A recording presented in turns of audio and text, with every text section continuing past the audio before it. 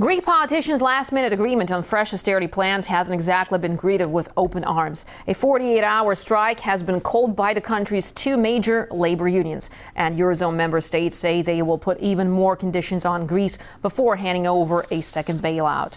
After a struggle, Athens did manage to broker a multi-party austerity deal which has been demanded by creditors. It was in place just a matter of hours before Euro ministers met in Brussels, but they are still unhappy and unwilling to hand over 130 billion euros. The Greek parliament now has to pass a package of cuts and reforms by Sunday. But journalist Stylianos Christostomides says the situation in the country is deteriorating and the consequences could be dangerous.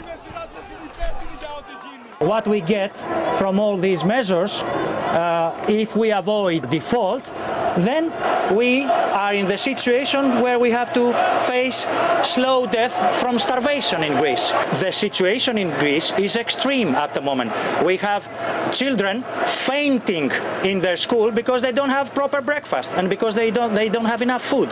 So you realize that the situation is getting worse and worse. We have a lot of people, as I told you, that they are hungry at the moment. First of all, they demand elections, I have to tell you.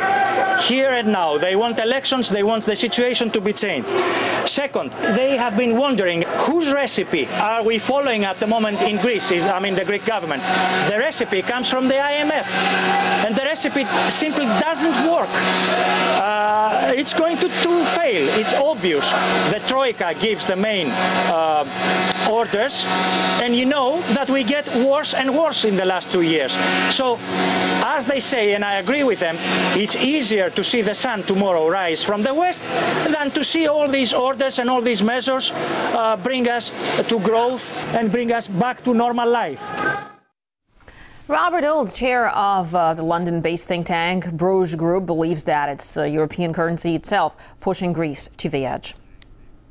Greece is in severe economic difficulties and it's failed to meet many of the targets that the Eurozone and the IMF has set it for what it has to do in terms of to be able to reform its finances, to be able to pay back some of the debts that it's owed. That has been largely caused by issues to do with the euro itself and the problem that the euro creates and how it makes the Greek economy uncompetitive.